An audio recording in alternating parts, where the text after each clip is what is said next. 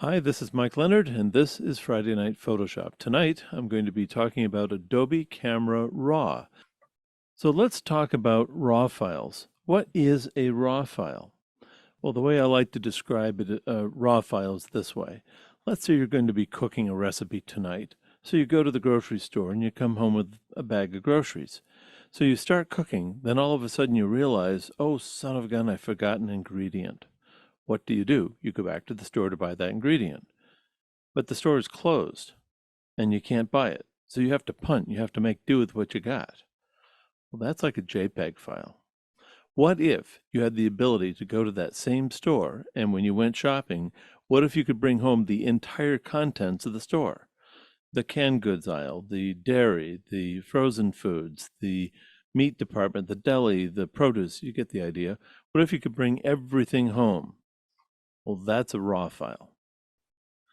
With a RAW file, after you've taken the picture, you can correct the exposure by plus or minus 5 whole f-stops.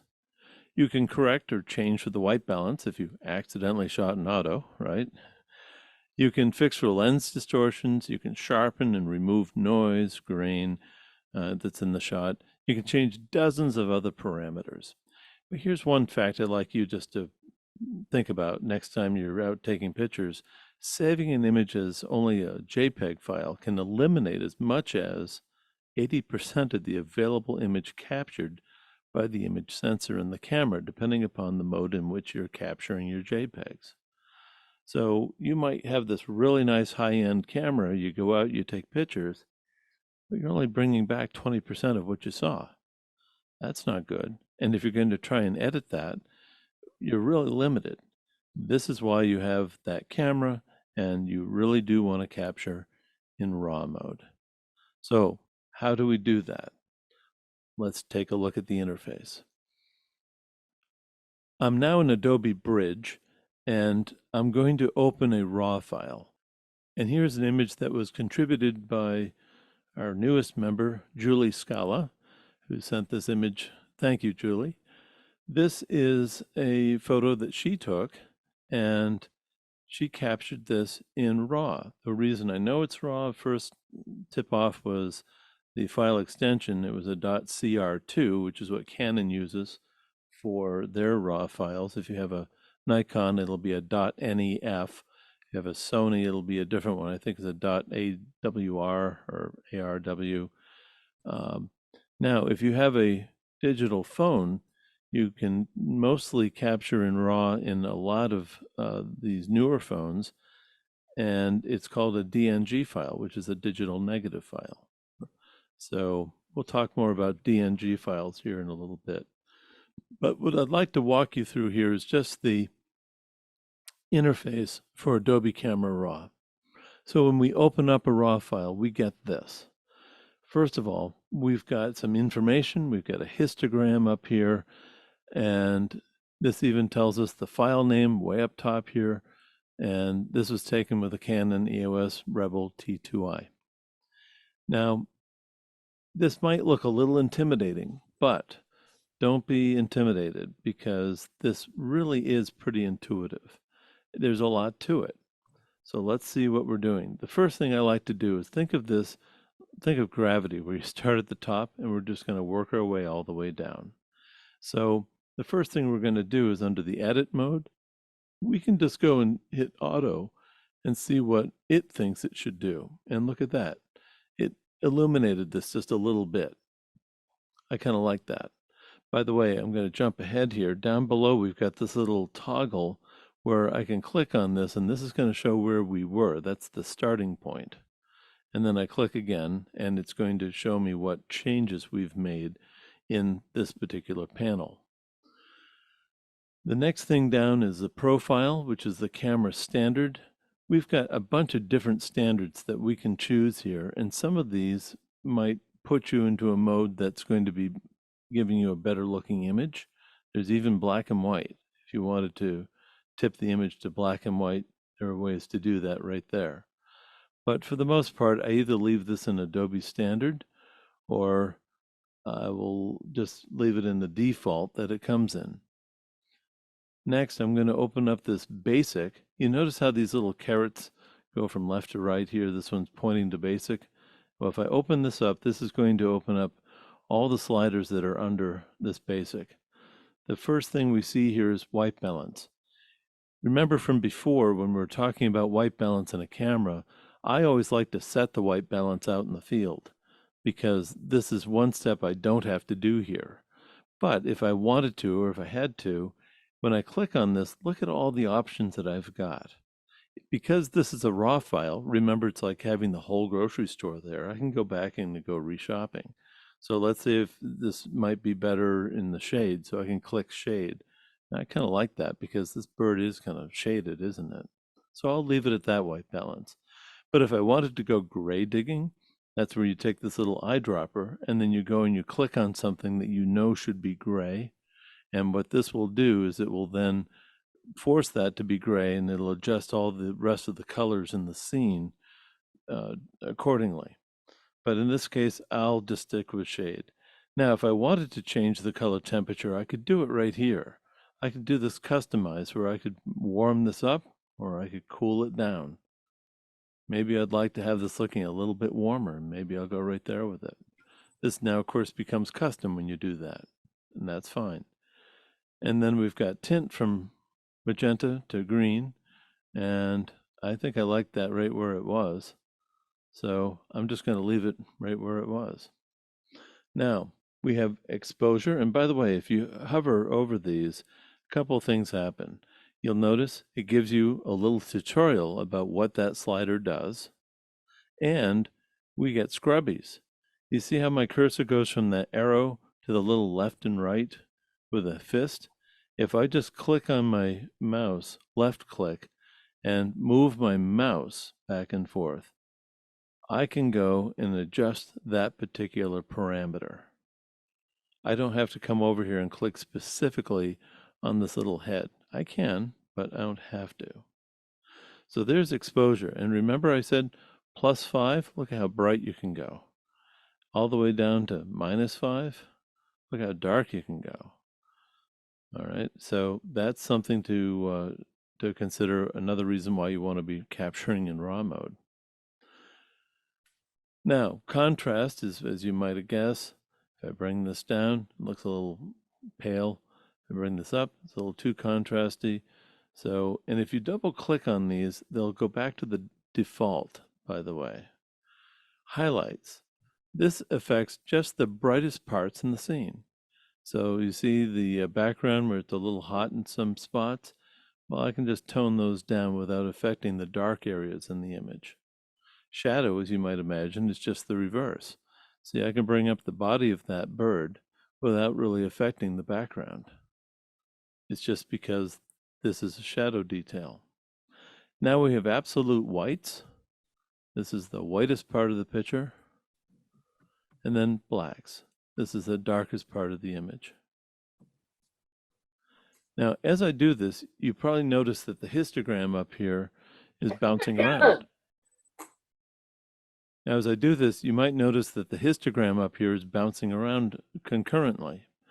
Well, did you know that I can come up here to the histogram and click and hold, and this side of the histogram is for the dark areas.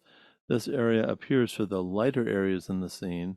So if I wanted to affect, say, the dark areas, I could just come up here and click and hold this and then move my mouse back and forth. And look at this, it's moving just the black slider. If I wanted the mid-range, which would be here in the middle, to be slightly darker, I just simply go click here and you'll notice it's moving the exposure. So there's a couple of different ways that we can adjust these sliders. The first one is, of course, to come right down here to the sliders and click right on the little head here and move this. Then we've got scrubbies, and then we can work right up here in the histogram. Speaking of the histogram, and before I go down any further, we have these two little warning indicators that I'm going to turn on, and I'm just going to show you what they do.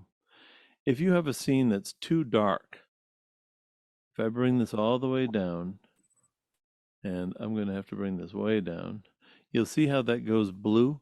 That's showing clipping. What clipping is that you're losing detail in those areas because it's so dark. You can't have lower than black. All right, you can't go to a minus number. It bottoms out at 0. So if I wanted to make sure to retain some shadow detail and some information in that area, I need to make sure that that's not blue. Conversely, on the other side, if I go too bright, see the red? That's telling me that it's clipping on the bright side. So it's okay to have some clipping, but we don't want to have an excessive amount. You see, we've got some up here and a little one there and a little one there. Well, sometimes we can just take that out just by bringing the whites down. That's the extreme white area, remember? And if I bring up the exposure just a little bit, see, we can mitigate that.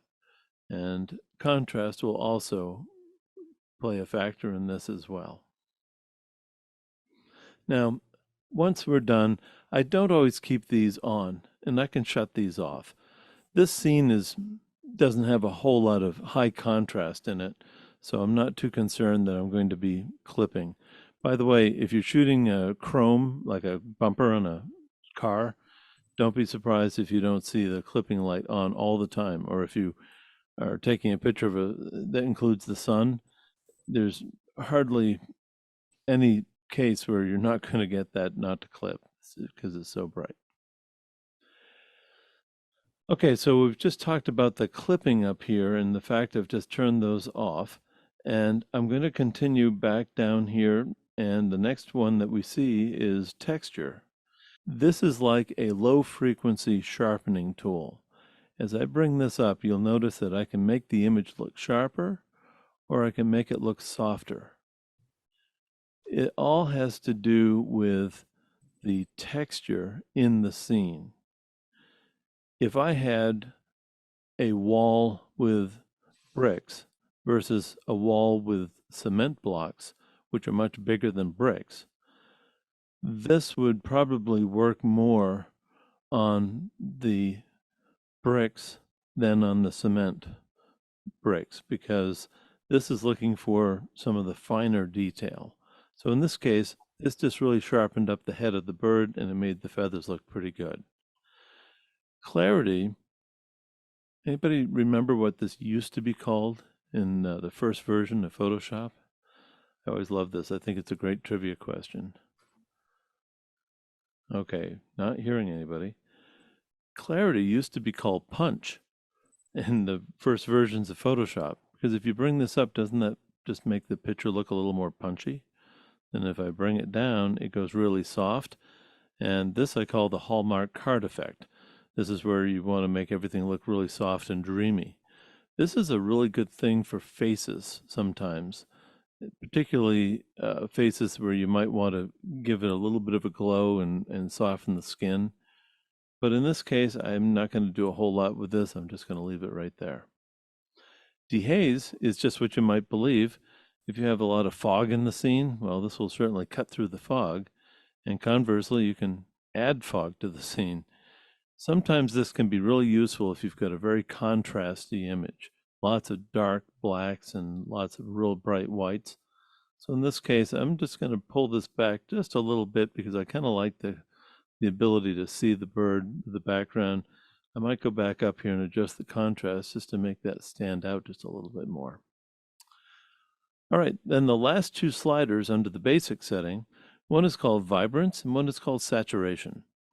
Vibrance effectively brings up the pale colors or the pastels in the scene.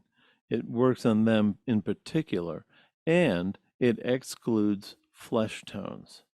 So this is a great one to bring up if you ever have an image with people in it and you'd like to make it look a little more colorful, but you don't want the flesh tones to look punchy.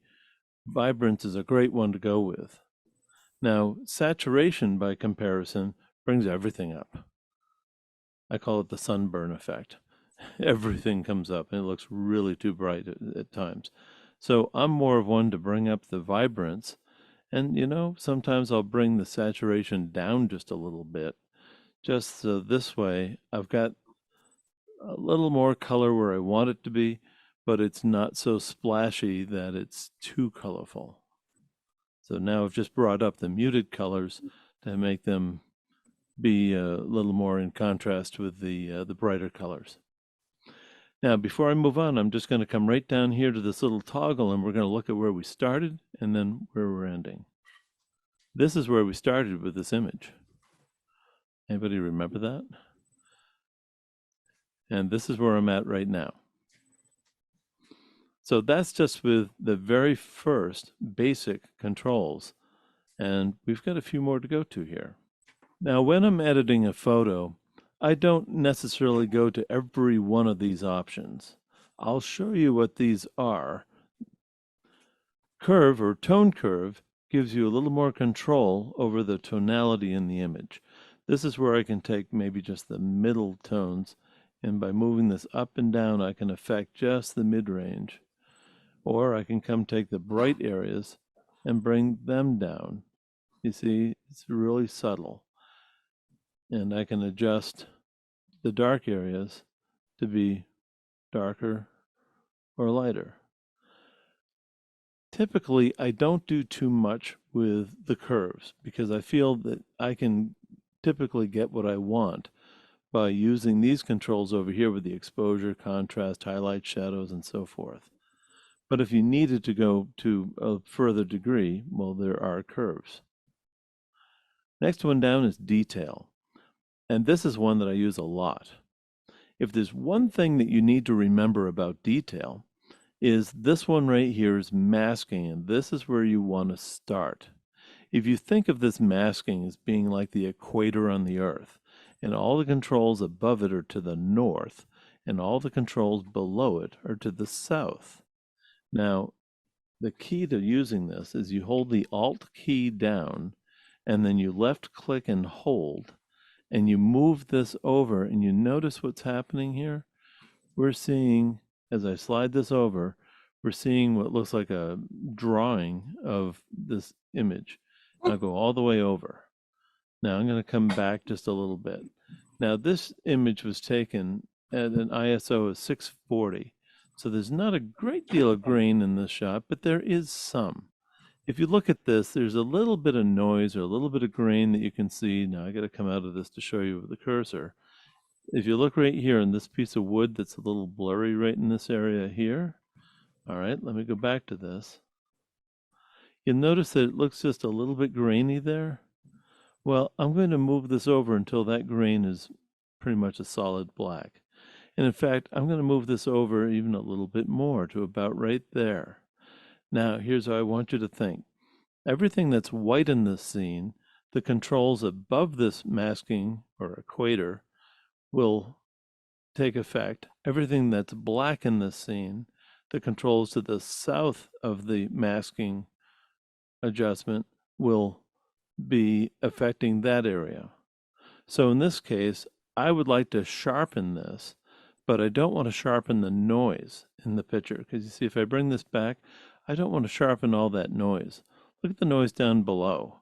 It's pretty noisy down there. So if I bring this over to about here, I think that's going to be good. Now, what I'm going to do is I'm going to just take this sharpening, I'm going to move this up, and I'm going to move up the radius a bit, and then the detail, I'm going to go a little overboard here. I'm going to oversubscribe with this. In fact, I'm going to subscribe with that one too. So you see, I've just brought up the detail in these areas that were white. And just as a reminder, if I hit the Alt key and the masking, you'll see that everything that's white there is getting the benefit of the sharpening. Now, the black areas, I need to apply some noise reduction. So this is where I'm going to take and just slide this noise reduction over, and look at that. Immediately the background's going kind of blurry, isn't it? If I bring it back here, if I bring this over, bring it way over, see the background's almost a bit blurry. So as it should be. So there's, right there's pretty good. Now, what's best is if you can zoom in on this and look at this at a bigger view.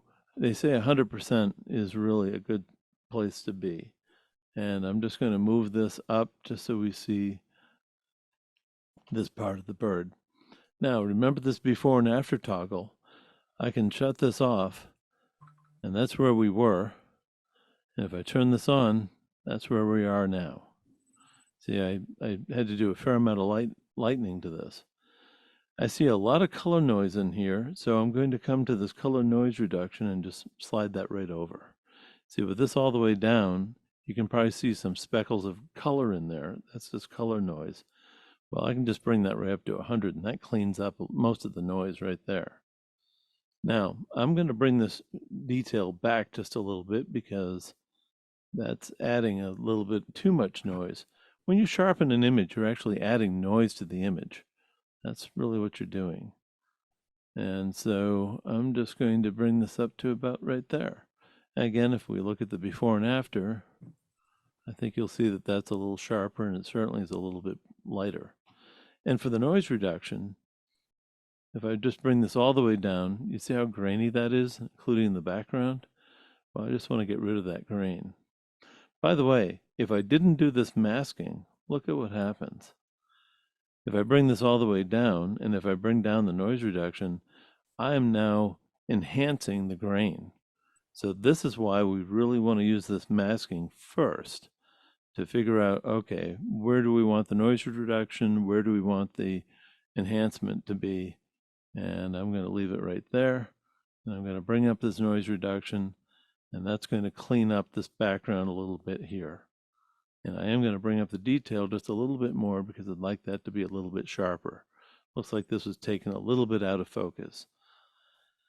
All right, so that's detail. And again, the key here is masking. We really want to go to the masking to get that to be proper. Go back to fit and view. So the real key here is masking. We want to do this one first because, again, what's white will be sharpening, what's black in the scene will be doing noise reduction. Okay, I'm going to come out of detail, and I'm going to continue stepping down. The next one is color mixer. I use this one a lot for when I'm having to restore older images. The beauty of this is you can pick a specific color and affect just it. For instance, there's a lot of orange in this scene. This is one of the few places you actually see an orange slider in Photoshop. If I move the orange slider down, you'll see I'm dropping a lot of the orange that's in the scene. If I were to come over here with the red, I can bring up the red, and that just makes the red underneath the turkey's head look to pop just a little bit more than if I were to bring it down. So if I wanted that effect, I could move that up just a little bit. I can also affect just the luminance of these different shades. So for instance, if I wanted everything orange in the scene to be a little bit darker, I can just darken just the oranges. I can darken just the yellows or greens. There's not a lot of green in there. But I can do it by channel, by the color. And then finally over here we've got hue. So if I wanted that orange to look maybe slightly more to the red, I could do that. Or slightly more to the yellowish green. This can be really handy if you're taking a picture of a red barn and the paint's faded. You can go and just touch that up a little bit. Or if you've got a lawn that hasn't been watered and you're trying to make it look good and green, but it looks kind of yellow, you can actually go in and take the yellows and tip it a little bit toward the green to make the lawn look a little more attractive. So that's a neat thing to do with color mixer.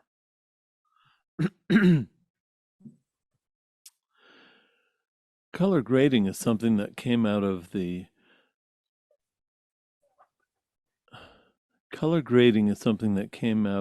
Adobe Premiere. This is something that you typically do with videos to make videos match from one scene to another, and they've given it to us now in Adobe Camera Raw.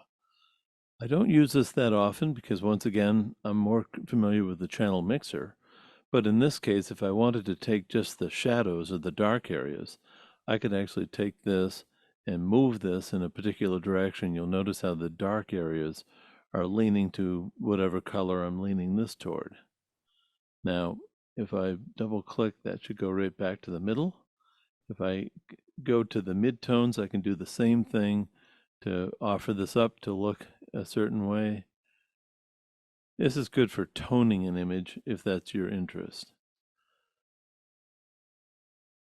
And then we can do the same thing with the highlights, where the brightest things in the scene, we can make them look a certain color. I don't use this that often, but it's there for the taking if you're interested. Next one down is optics. This is one that I use all the time. Now, when you first click on this, these check marks will probably be off. Now, I've set up my Photoshop Adobe Camera Raw to automatically turn these on every time I simply click on a RAW file. If you're opening up 100 images, if you can eliminate having to go click something, collectively, if it saves you a few seconds, well, that's going to add up to minutes, if you will. And it can be a really nice time saver. So if you want to open Adobe Camera Raw and have these two automatically come on, what you do is you go up here to this little gear where there's tools, and you're going to come down to Raw Defaults, and then you're going to go and use this pull down, and the default that you want is the lens correction only. What that's going to do for you, and we just say okay, is it's just going to make this a little bit easier that every time you open up an image, it's going to apply this. Now, what are we doing here? One is we're removing chromatic aberration. That is that scenario that when the light enters the lens, it wants to land squarely onto the digital sensor in the camera. But sometimes with a real wide-angle lens, it will come in on an angle and it kind of skews across some of the sensors, and you get this fringe, like a color fringe on the edge of your photo. Adobe knows what lens this was shot with. It knows the focal length of the lens, and it knows the everything there is to know about this particular lens, and it knows how to correct for that. Let's see if we can take a closer look at chromatic aberration. Now, if I shut this off, now we see a little bit here. If I come up here, especially on the edges, you see there's some of this magenta color that's here on the edges, and then we've got a little bit of green underneath. Well, if I say remove this, I think you'll notice that mostly goes away, and that does a pretty nice job to minimize that color noise. Now, we can do more with that by expanding on that and going in and tweaking that a little bit more, but in this case, that looks pretty good. Now, you'll notice this says lens profile Tamron, but this was a Canon camera. Well, this was a Tamron lens on a Canon camera. Take a look at this. If I use this pull down, look at all the Tamron lenses that Adobe knows about. If you're in the market for a used lens, this to me would be a great spot to go and take a look to see if you see that lens in this list.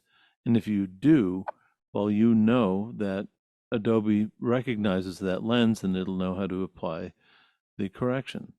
By the way, under manufacturers, take a look at this. This even includes Samsung for Samsung phones. This includes Tokina. Let me go up here to the top. DJI, anybody got a drone? Yeah, this will do the correction for the lens on the DJI Maverick and some of their other drones. Here's Apple. If you've got an Apple phone, the lens correction is built into this for all the different phones. There's a whole bunch of different manufacturers in this list. And the beauty of this is, again, if you're looking to make a purchase, particularly on used gear, I would definitely come in here and say, well, is that lens in this list? And if it is, you know that Photoshop's going to be able to correct for it. So let's say if you were to own a camera that's not in this list, If you come down here and open up this defringe, now what I can do is I'll show you what happens if I shut off the chromatic aberration. And let's say if I go back to this part of the image where we see that aberration right here on the edges, this is where I'm going to take the purple amount and slide this over to eliminate that. And then I'm going to slide over the green amount to pretty much eliminate that. You will have to open up the screen just a little bit in each direction. And I still have a little bit of green in there, but it's better. And if I move this over a little. Now to turn this on and off to see what I've done, at the top here under optics, there's this little eyeball. If I click and hold on this, you can see the before, and there's the after. Again, the before and the after. Here's one more thing I just need to mention. If you don't see all these controls, look at these little carrots over here. If you come into optics and you notice that this is all you see, just click on the little caret here and this opens this up. Same thing with the adjustments above. I'm going to close out of optics. I'm going to come down here to geometry. Now, this image isn't going to have anything that's necessarily going to line up, but this is where you can come in and do some really nice adjustments. For instance, we could rotate this if we needed to turn this one way or another. This is really useful if you ever take pictures in a room with a wide-angle lens and you need everything to be straight. You want the walls to be straight, the ceiling to be straight. I call this A, which is a auto mode. I almost call that the architecture mode. Anytime I've had to take pictures in a room or real estate shots, this does such a nice job just to straighten everything. I had a wish for a tilt shift lens for the longest time, and I was about to buy one, and then Adobe put geometry into Adobe Camera Raw. I haven't had an interest in buying that lens now since this has come in. This is wonderful for anybody who's a real estate person who takes pictures for commercial real estate and also for residential. It's a great thing. And this will straighten out not just buildings and walls, but if you have any graphics that you may have scanned, or if something's a little out of kilter, for instance, on a form, you can straighten everything out with this, and it does a really nice job. The next one down is effects, and this really does one thing and one thing really well, and that's the vignetting. If I bring this in, you'll notice I can just darken the edges so quickly. Boom, just like that. I don't have to do anything more. I love this, and no matter how I might crop this, this vignetting is going to follow. And then finally, we've got calibration. I never use this, but I just do want to point out that the engine, or as they call it, the process, the current one is version 5. Well, you'll notice that they've got versions all the way back down to 1. There is a scenario that if you ever open up an image that you may have edited before, but you are now opening it later with a new version of Photoshop, there's going to be a chance that you're going to be using the older engine, and you're going to want to update that. I'll show you how that's done here in a little bit. So for the most part, I don't really use calibration. It's nice to have so you can go see what version you might be working in to make sure you're in the current version, but I don't need to do much more than that with it. So I've just walked you through all of these settings from top to bottom, and we've even talked a little about the histogram. Okay, so now we've gone through all of these major functions here. We're going to go and take a look at some of these ones that are up top here. First of all, this one just toggles this to be full screen or not to be full screen. I always like to be working in Adobe Camera Raw in full screen. I don't like to see any clutter on the image or around the my screen, and I want to have as much screen as possible for the image on which I'm editing. So I always leave that full screen. Coming straight down, here's the edit mode. This is to me like a home key. After I've done something, I might go up to this key and just click on it, and this brings me back to where I'd started, if you will. Next one down, we've got the crop tool. Now, we've talked about cropping in the past. This is really cropping only in aspect ratio. This isn't where we're going to be declaring a size. But in this case, let's crop this down, and I'm just going to grab from the edge here and pull this down. And I'm going to pull this up. It's not my favorite way to crop. Adobe broke this crop tool about 2 years ago, and they have yet to fix it. And I bring this to their attention all the time. They know me by name, and they know what question I'm going to be asking whenever I'm at any conference. It's to the point where I think they might be a little annoyed with me.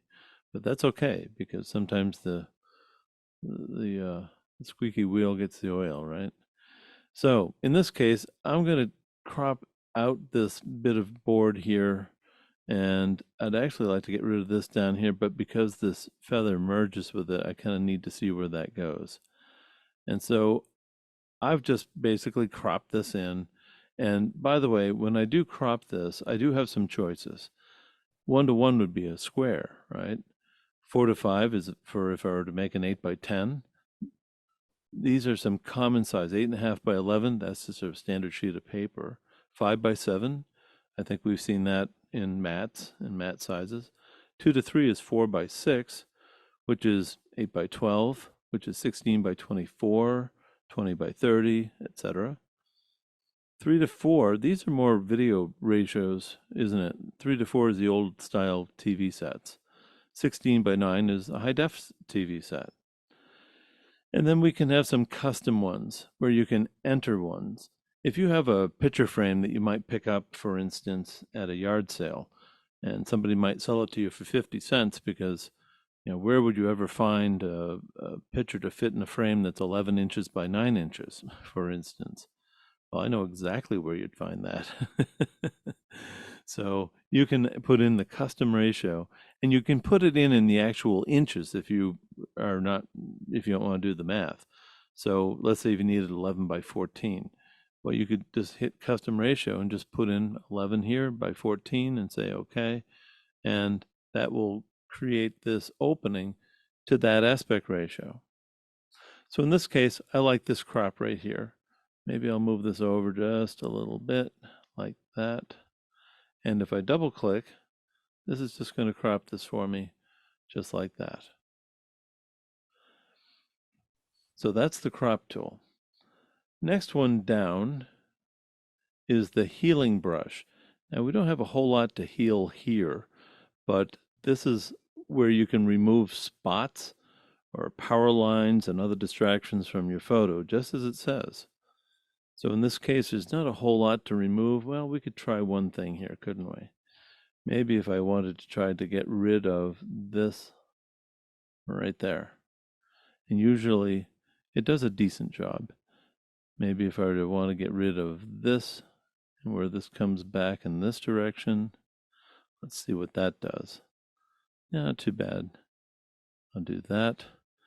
And then finally, I would like to try and get rid of this whole area here. And let's see what it does. Not bad. Still need to get rid of that, don't I? So, that looked a little bad there. And I'll just get rid of that. Okay, so you can see in Adobe Camera Raw, I can do some minor editing. Now, I would rather do that over in Photoshop, where I've got the spot healing brush. I've got other tools that might do this a little better. But the fact that we can do this in Adobe Camera Raw is pretty nice. And we have different ways that we can do this, by the way. I did the content aware, remove, there's the healing brush, there's the clone stamp tool. We could have done more with this, but like I say, I will do this in Photoshop more than I will do it here in Adobe Camera Raw. Next one down is a pretty powerful tool. And I say that because they've added these new masking capabilities where it will pick a subject and allow you just to edit it. Or you can pick just the sky or just the background. Now, we're going to try something together here. How do I know what the subject is here? To me, it's the bird. But does it know that it's the bird? Let's find out. If I click on this, look at that. It picked up pretty much just the bird. Isn't that amazing? I think that's pretty good, actually. Now, with that selected, I can come in here and just change the exposure. By the way, red just means that this is the area that's selected. And it did pick up some of this over here, which I don't want, but I'm just going to leave it here for the moment. And if I wanted to just expose this, make just the bird a little bit brighter, I can do that. Again, we're in Adobe Camera Raw now. I could make the bird look a little more orange. And I think there's even a sharpness in here somewhere. Here's texture. If I wanted to bring that up even more just to make the bird look a little sharper, and here's sharpness right here. I'm just going to pull this up quite a bit because that was a little out of focus. But you see, I'm working on just the masked areas. And so now to come out of this, what I again like to do is I just click on this little edit key up here, home, and that just takes me out. Now, if I come back over here, I might want to make another mask. And I'm going to click on Create New Mask. And in this case, I think I would like to do the linear gradient, because what I'd like to do is darken the bottom part of this image. So if I click on this linear gradient, now what I'm able to do is to come over and click a starting point and an ending point. I'm going to click and hold just like this. And I'm going to do that on an angle because this board is on an angle. Now where the red is, that's telling me that it's going to be 100%. And where this side is up here tells me this is where this is going to end. So in this case, and it's going to be a gradient between here and here. So down here, from this point to the bottom, the adjustments I make will be 100%. From this point on, it'll be 0. Right in the middle, it'll be 50%. So watch what happens if I just take the exposure and simply bring this down. You'll see how this goes down, just like a graduated neutral density filter. So we don't have to have one of those filters for our lenses anymore. We can do it right here in Photoshop. And by the way, I could color this if I wanted. I can make the dark areas look just a little bit warmer, if that's what I wanted to do. In this case, I'll go a little bit, but I don't want it too much. And if anything, I might even want to desaturate just a little. So there, I just brought that down. Now, remember this toggle?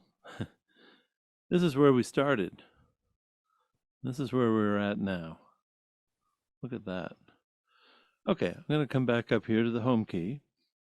Now, if this was a picture with a red eye, I can do red eye reduction right here. I just simply click on this, I draw a box over the eye, and it just takes care of it for me.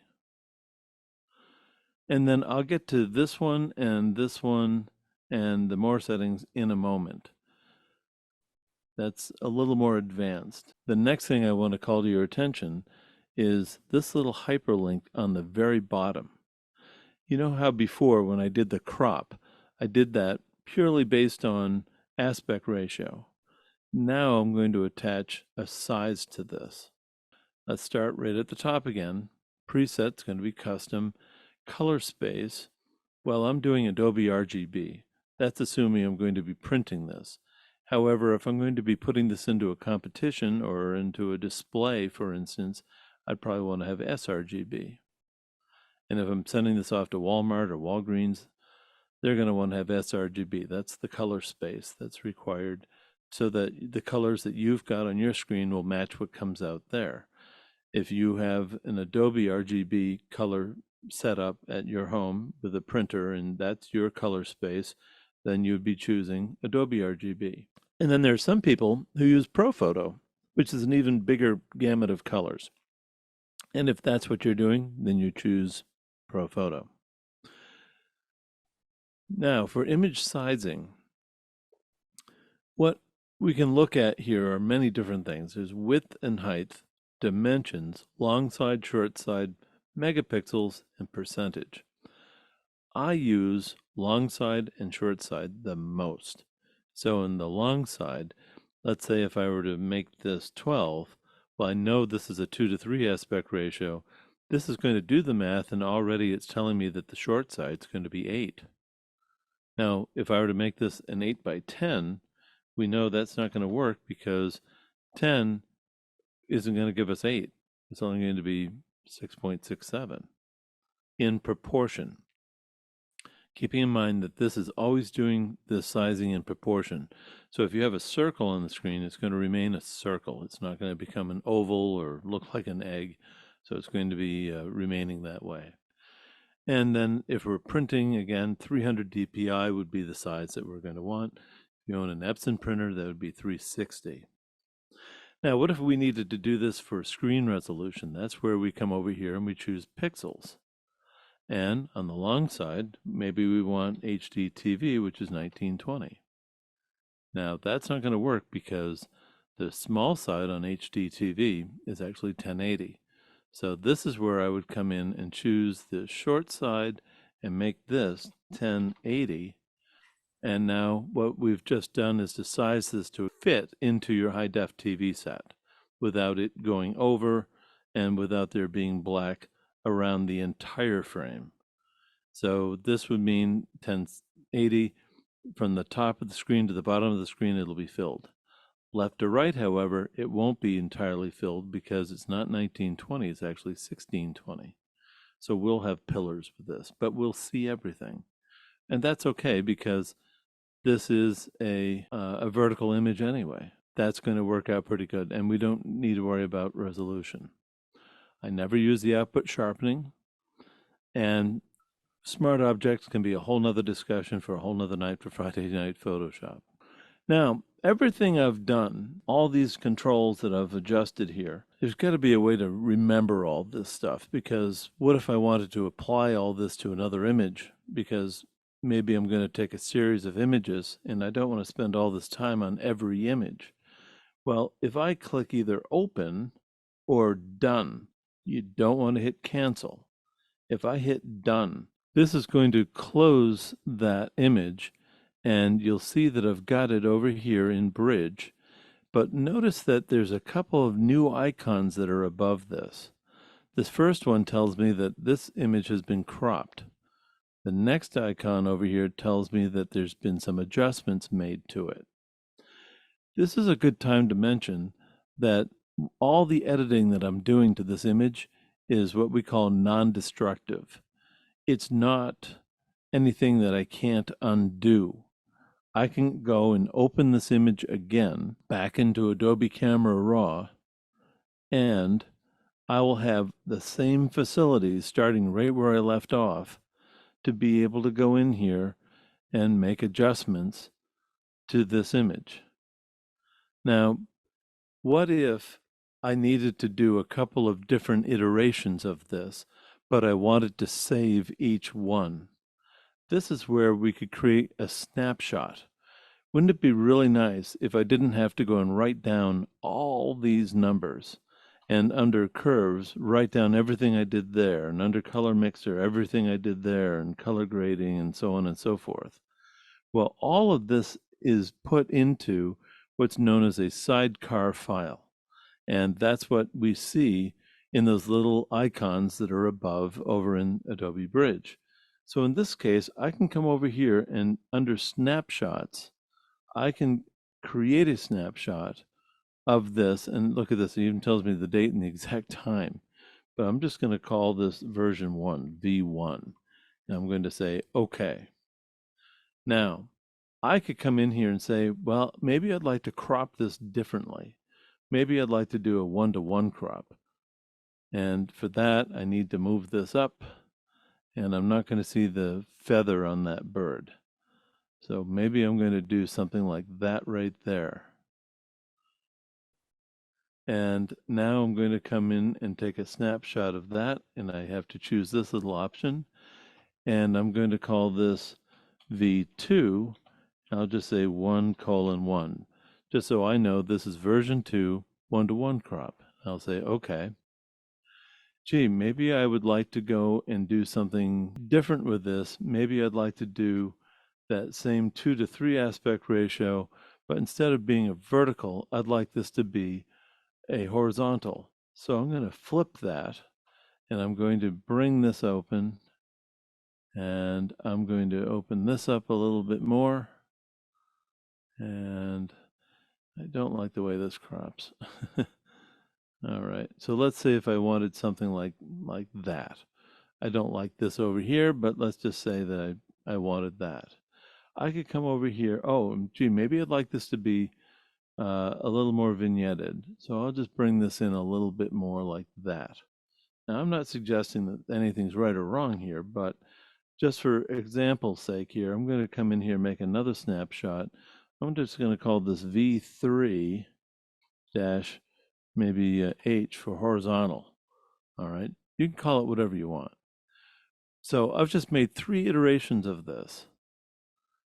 Now, what if I wanted to go back to the way where I started? Because remember, I can click on this and this will show me where I started and where I'm ending up. Well, that's not really where I started. I want to see that first crop. Well, that's where if I just go and click on this first snapshot, it brings me right back to where I was. If I click on the second one, remember 1:1, that tells me it's a square. Give it a moment, and that's the square. And then here's the last one. This might be really good if you're working with a client who's a little indecisive. Do you want this in portrait, or do you want this in landscape, or do you want this as a square? Do you want this more toned on the edges? Do you want this to be brighter? Do you want this to be darker? Each time you can take a snapshot so that you can easily get back to that particular mode. Now the client can look at this and say, I like that square the best. Okay, so you choose that. And there it is. Because these are sidecar files, the beauty of this is this doesn't take up any real appreciable additional room. As all a snapshot is literally a snapshot of all these controls, including the crop. So this can be a really great thing if you're sitting there saying, well, maybe I like it this way. Well, I don't know if I like it that way. Take a snapshot. Go ahead and work on it a different way. Take a snapshot and so forth. Then you can go back and you can compare and contrast. It's all the same image. So this is a really nice way to be able to save your work in that fashion. Next thing I'd like to demonstrate involves using a different image. By the way, there are these presets that I never use. If you want to get in there and play around with these where you can try these different styles, have at it, but I just never use these. If I'm going to do anything, I'm probably going to be doing it over in Photoshop, and I'll be doing more with it than what I can do in here. Like, let's just look at subject travel. What would that look like? TR1. Well, I don't know if I like that, but you can go and play with these. And if you find one that you really like, I believe you can star it and then make it a favorite. But again, I don't do too much with these. It's there for your amusement. Okay, so I'm going to say done here. So the next thing I'd like to show you is some batch processes that we can do in Adobe Camera Raw. First of all, I've got these DNG files and some CR2 files, and these are simply files that I've converted from Camera Raw to DNG. But more importantly, if you look at these, they're all pretty much taken at the same time of day. If I look through these, they're all about the same. So I could open one of these. Now, I did this many years ago, and I used a different Adobe Camera Raw to open these files. And how I know that is, can we see this little triangle down here? This is telling me that, hey, I need to update this to the current process, which is version 5. If I just simply click on this triangle, now you'll see all of the facilities here for editing, a lot of which that didn't exist back at the time. First thing I'd like to do is bring out some clouds. I'm going to use dehaze. Immediately, I like that better. So this is a great way to take an old image and process it to make it look better. And the beauty of this is I shot this in RAW at the time. So I can do so much more with it today than I could back then. Let's look at where I started and look at where I'm at now. Now here's a good place to go and show how to use this function of getting rid of dust. And there's a couple more. If I come in here and say visualize spots, oh yeah, I had a really dirty sensor at that time. So I'm going to go and just click on all these. I won't do them all, but you'll see what I'm doing here. I love this visualize the spots because this shows you where the dust is in your sensor.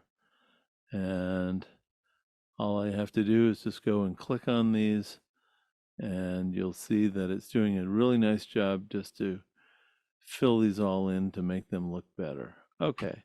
All right. So I'm going to shut off the visualize spots, and that looks, I think, a bit cleaner. Now, if I wanted to, I could come in here and do more adjustments, maybe clarity, and maybe a little bit more with brightness.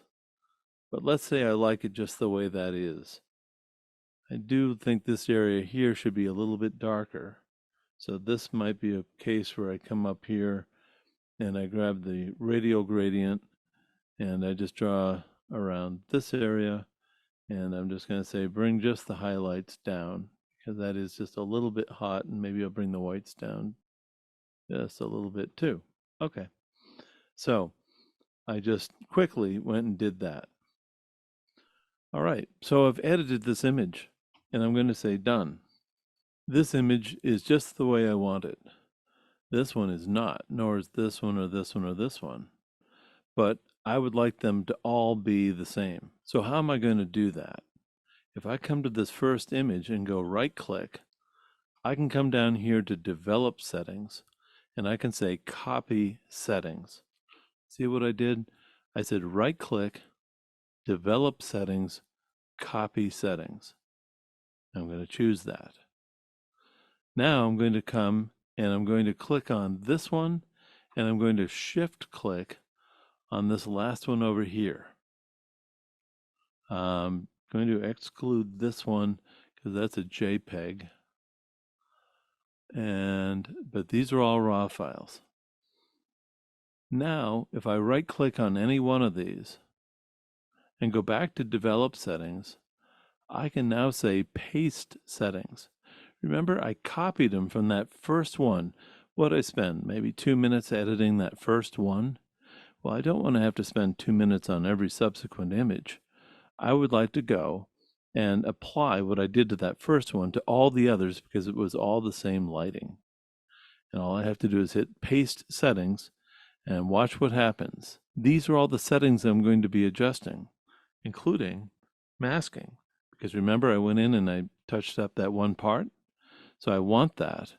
If I had done cropping, that would take care of that.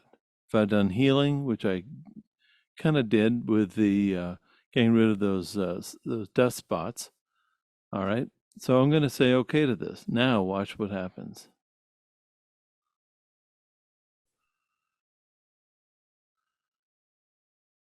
And there they all are adjusted. So let me show you one other thing. What if in the day you owned a camera that only shot in JPEG? Or maybe you own a camera today only does JPEG. But boy, you've just seen all these cool things that I can do in Adobe Camera Raw. How could I possibly do that with a JPEG? Well, if we do Control and R on the keyboard, and this is from Bridge, I've just opened this JPEG up in Adobe Camera Raw. You're going to say, but Mike, you have only got that one bag of groceries. You don't have the entire store. That is correct, because look at the white balance choices now.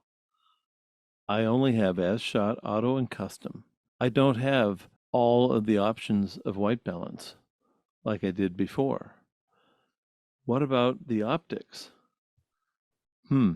It's not recognizing which lens I used because it's not in the data, in the metadata. You see, in that single grocery bag versus the entire store. So in this case, I'm going to have to go in and I'm going to say try auto. Nope. Make. I'm going to say Canon. Oh, and it found the lens. So you see, I had to help it along. And if we look at this before and after, I just applied that correction to that particular lens, but I had to do it manually because I had to tell it what I had.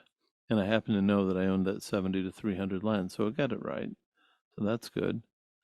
And what about the ability to do the spots? Like there's a pretty bad one up there.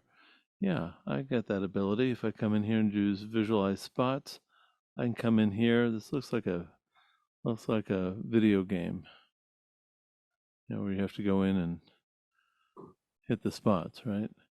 All right, so I've just done all that. We'll come back and see what that looks like. That's a little nicer. For the exposure, remember before how I could go down by 5 stops? Well, there's 5 stops, but there's not much detail, and if I go all the way up, that goes to pure white. So I'm losing a lot of information there because it's just not contained. I only have a very little amount of information. But that I do have, I'm still able to work with this and still able to pull out an image that looks pretty good.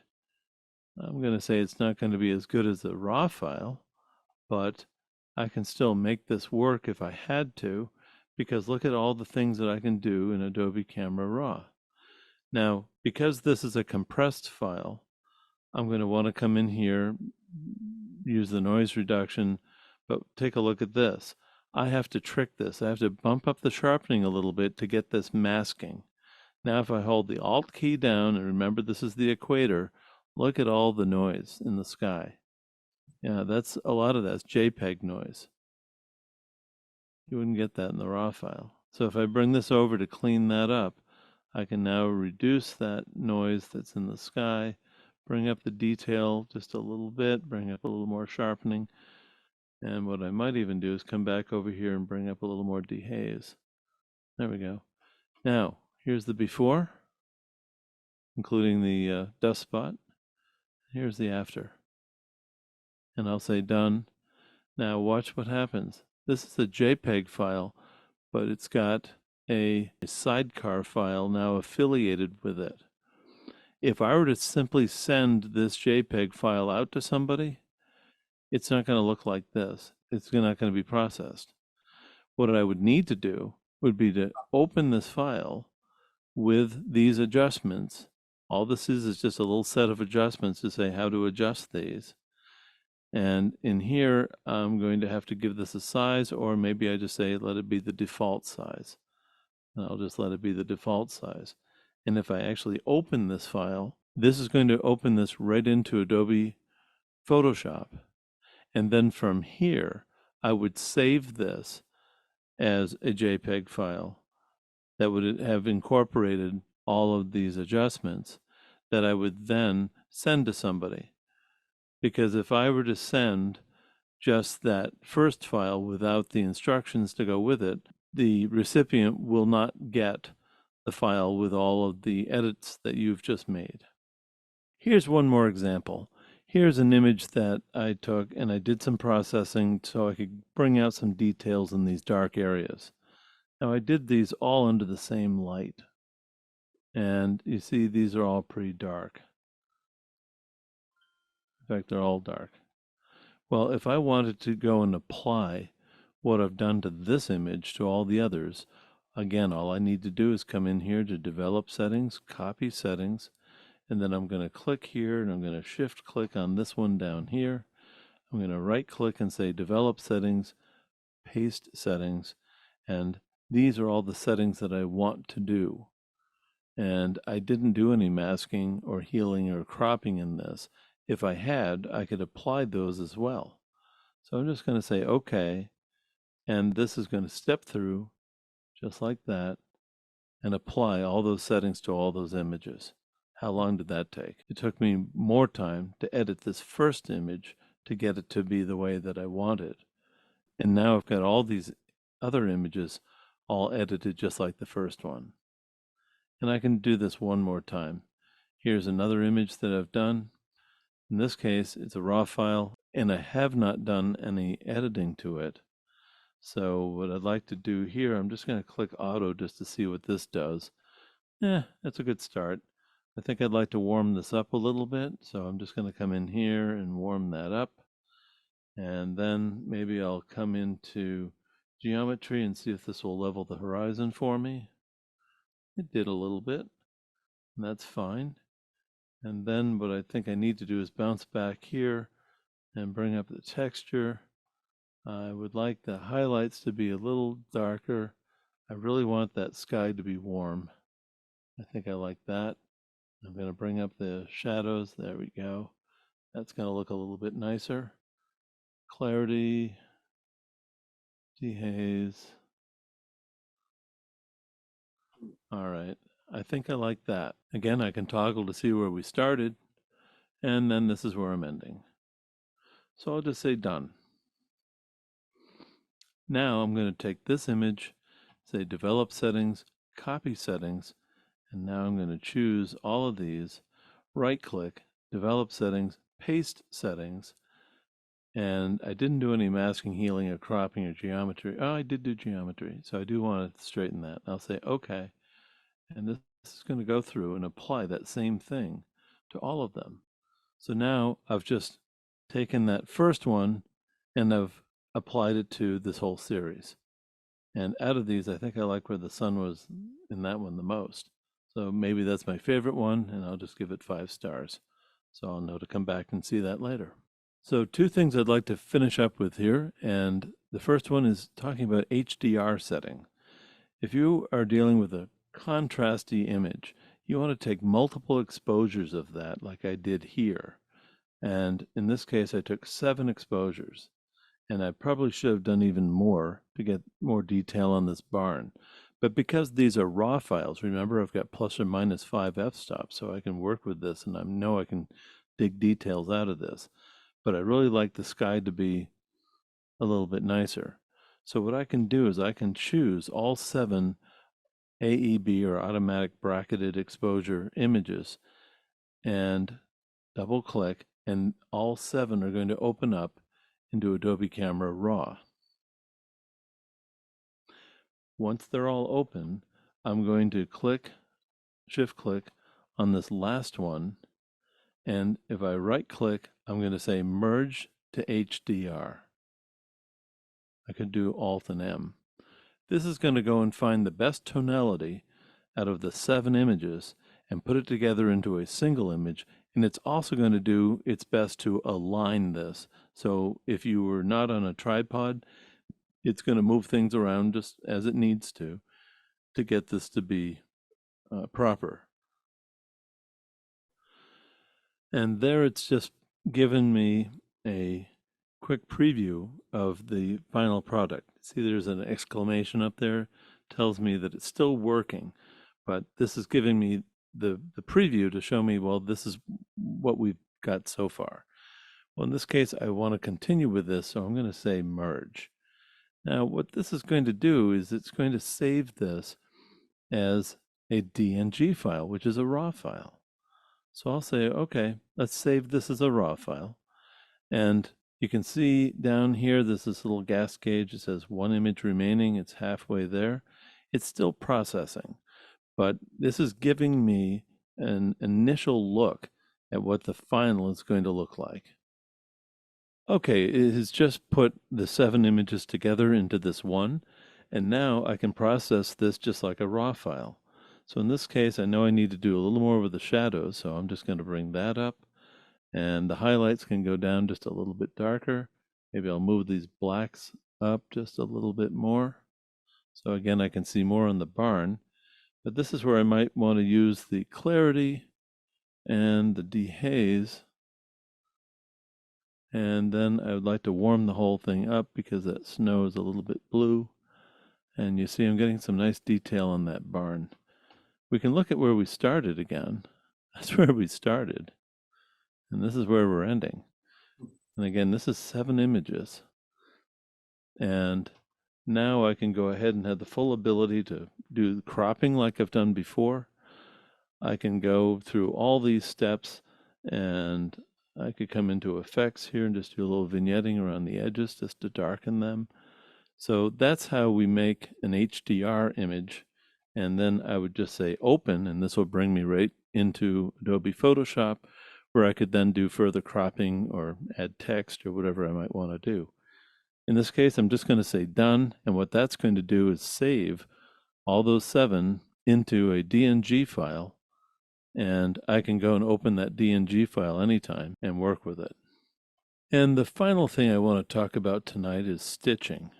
Stitching is where you take multiple images and in slices, and you want to put them all together to make one. So in this case, I took these images at this boat ramp down in Boothby Harbor. What I'm going to do is I'm going to just open all of these images up, just like I did with HDR. And now I'm going to choose all these images, just like I did with HDR, but in this case, I'm going to right-click, and I'm going to say Merge to Panorama. Now you notice I took these as verticals. The reason you want to do that is so that you don't end up with a panoramic that is really long, but maybe 4 inches tall. Now, I just did this handheld, and I've got some options here. There's different projections. Spherical or cylindrical are a couple of different ones that you might want to check both to see if there's one that might be a little better than another.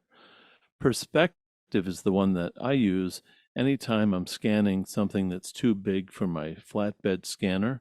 So I have to make 3 or 4 or 6 scans of something like an oil painting or some piece of artwork. And if you use perspective, it stitches everything together really nicely. It doesn't bend anything.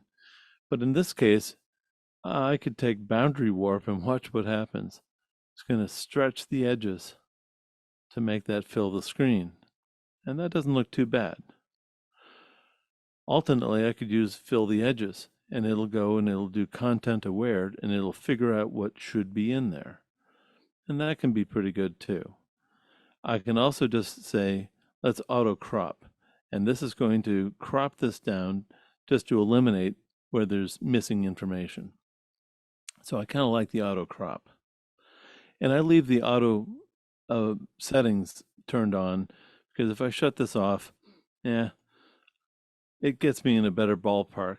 So I'm going to say merge here. And this, by the way, is going to save this again as a DNG file. There are the 5 images stitched together. And because this is a raw file, let's see, I can come in here and attach, do that. With the optics, I can apply the Canon lens correction, and it will do it proportionately to all of the images. I can come up here to basic, and I can bring dehaze, which will bring those clouds out nicely, but I'd like the other side to be up. So you see, I can do these adjustments, and the beauty is I'm doing it across the board. I'm doing it to all 5 images, all in this one. You see, before, we would have to go and do the exact same adjustment to each image. Otherwise, we might have a panel here in the middle that wouldn't match the others. By putting them all together, I can now go and adjust these as one. And by the way, if I come up here to the crop tool, and if I grab this little leveling tool, I can take and draw along the horizon, and it will straighten that horizon for me, just like that. And I'll come out of that, and now I've got that perfectly straight. From here, I can say open, and this will bring me right into Photoshop, or I can just say done, and it'll save it. And by the way, by taking all those independent images, look at how big this is. If I come over here and look at this in inches, this is 33.9, so let's say 34 inches wide by 21 inches tall. That's how big this stitched image is. Now, if I'd taken this as horizontal images, it would not be this tall. It'd probably be maybe 8 to 10 inches tall. So that's why when we do stitching, we always want to take and turn the camera to portrait mode And it's okay if it takes 20 images to get the whole skyline. Photoshop doesn't matter. Your computer might pitch a little bit of a fit if you don't have enough RAM. This is where I'm telling people you want to have at least 16 gigs of RAM for your computer. 32 is better. That's what I use. And I've never run out of memory. So with 32, and I've done some pretty large files. Gee, I could go and play with the vibrance here and make that sky pop. And I could take the clarity, texture, see all these things I can do. So that's a quick look at how you can do stitching in Adobe Camera Raw and also HDR in Adobe Camera Raw. So there's a look at Adobe Camera Raw and all that you can do in it. Thanks for watching. We'll see you the next time.